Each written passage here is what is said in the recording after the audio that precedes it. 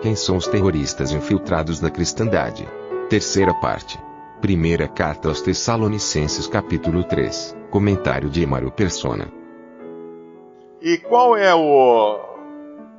a consequência de 2000 anos, ou quase 2000 anos, de aprendizado que Satanás teve lidando com a igreja, com os cristãos? Hoje nós vemos isso claramente. Eu tenho bastante contato com cristãos de diversas partes do mundo religioso, da cristandade, e uma coisa que mais aparece é aquela pergunta: eu perderei minha salvação se... Aí depois se você pode colocar qualquer coisa, desde usar roupa amarela até matar alguém, ou até fazer... Sempre tem aquela questão que vai existir uma maneira de perder a salvação. E o diabo vai colocar na cabeça da pessoa que ela vai perder. E muitos escrevem: tive um pensamento mau contra Deus, perdi minha salvação. Imagina se os nossos pensamentos fossem a medida de destruir a obra que Deus fez no coração do crente, nos salvando, graças ao precioso sangue de Cristo. Imagina, eu penso o dia inteiro, coisa errada, coisas feias, coisas horríveis. Eu tenho que confessar a Deus isso, claro, mas não que isso poderia abalar aquela obra que é inabalável, que é a segurança do crente em Cristo. Hoje tem muitos que me escrevem, são pessoas que escrevem depois que assistiram algum vídeo de algum canal no YouTube, que eu costumo chamar de canal trem, como é que chama? Aquele trem fantasma dos parques de diversões, né? O que é o trem fantasma? É aquele que dá um susto em cada curva. Então são vídeos que pessoas produzem para assustar. Eu sempre aconselho, falo, antes de você olhar qualquer vídeo, vá no canal onde tem a lista de vídeos e veja se não são todos títulos sensacionalistas. Se for, nem perca seu tempo. Porque alguém movido pelo diabo que está colocando medo nos cristãos, criando inquietação nos cristãos, para fazer com que eles percam o desfrutar dessa salvação já estabelecida, o desfrutar de se ocuparem com Cristo, para se ocuparem com outras coisas, com, sei lá, uma conspiração mundial que vai matar todo mundo, ou que vai escrever alguma coisa na lua, ou que vai fazer qualquer outra coisa. Está cheio, tem de tudo. Tem de tudo hoje. Então buscar fugir das artimanhas do diabo, e uma das artimanhas do diabo é colocar medo, é aterrorizar, é o terrorismo. Por que o terrorismo é tão eficaz nessa era moderna? Porque uma pessoa apenas, com uma bomba, ela coloca todo um país de joelhos. Coloca todo um país de joelhos. Com uma bomba. Uma pessoa, só uma pessoa. Cada vez que acontece um atentado terrorista em algum país do mundo, nós vemos que o país para. A economia bagunça toda, a bolsa cai, tudo muda por causa de uma pessoa com uma bomba, uma pessoa com uma arma, dando alguns gritos de jihad ou alguma coisa assim, e aí para um país. A influência que o diabo tem de usar o medo. E aí o cristão tem que entender que ele não tem medo mais. Ele não tem mais medo. Ele agora está totalmente seguro nas mãos daquele que deu a vida para nos salvar e nos dar essa segurança. O cristão temer é voltar atrás. Não temas é uma das palavras mais citadas na palavra de Deus. Não temas, não temais ou não temas, porque Deus não quer que nós tenhamos medo. Deus quer que nós estejamos sempre seguros na confiança de que, ainda que aconteça tudo de ruim, como está lá num profeta do Antigo Testamento, que ele fala: ainda que a videira não floresça, não dê fruto, ainda que as cabras não deem crias, ou qualquer... Ele tem uma lista de coisas que dá tudo errado. Ele fala assim: ainda assim eu confiarei no Senhor. Pronto, é assim que funciona.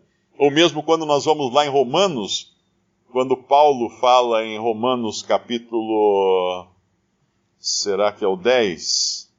Ou é o 8? É o 8. Romanos capítulo 8.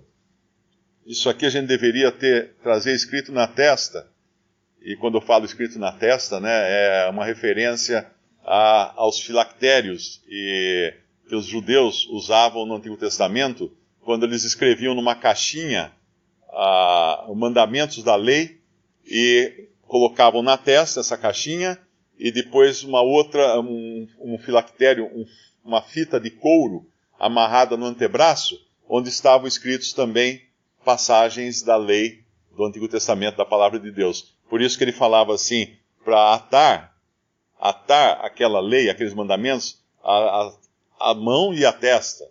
A testa porque é o lugar onde abriga nossos pensamentos. E a mão é aquilo que nós usamos para agir, para fazer as coisas. Então, tanto o nosso pensar como o nosso agir deveria estar sempre pautado pela Palavra de Deus. E aqui nós temos uma passagem que deveria estar na caixinha da nossa testa. Quando ele fala no versículo 31 de Romanos 8, ou melhor, um pouquinho antes, vai ser meio longa, mas vamos um pouquinho antes. Versículo 28, e sabemos que todas as coisas contribuem juntamente para o bem daqueles que amam a Deus, daqueles que são chamados por seu decreto.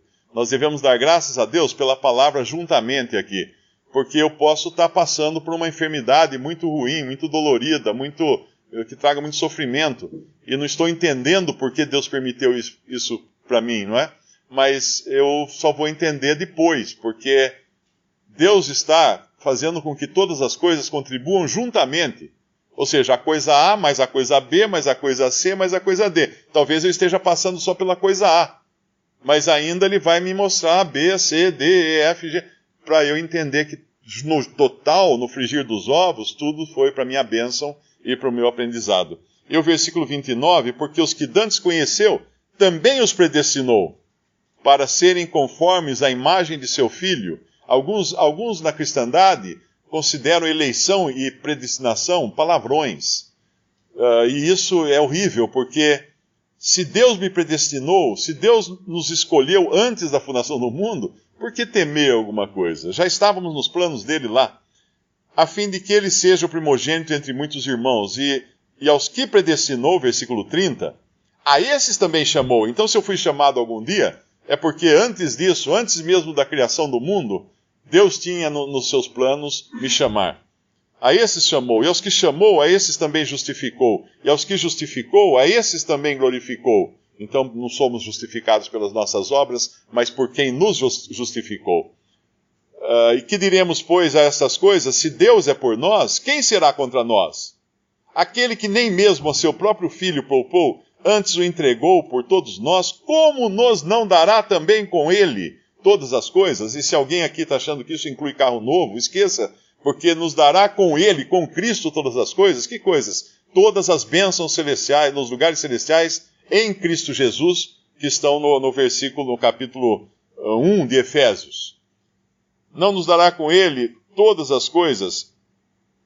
Versículo 33, quem intentará acusação contra os escolhidos de Deus? É Deus quem os justifica.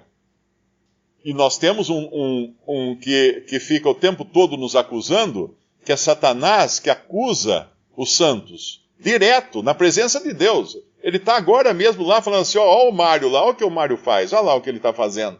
E aí, mas eu tenho intercessor diante de Deus. E essa é a nossa certeza.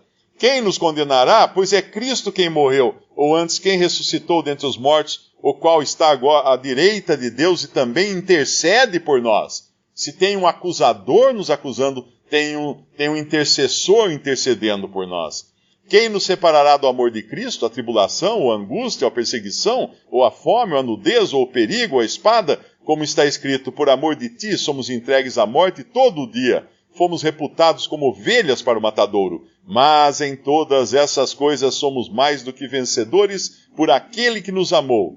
Porque estou certo de que nem a morte, nem a vida, nem os anjos, inclusive o caído, nem os principados, nem as potestades, nem o presente, nem o porvir, nem a altura, nem a profundidade, nem alguma outra criatura nos poderá separar do amor de Deus que está em Cristo Jesus, nosso Senhor. Alguém vai temer alguma coisa depois de ler uma passagem como essa? Visite Respondi.com.br. Visite também 3minutos.net.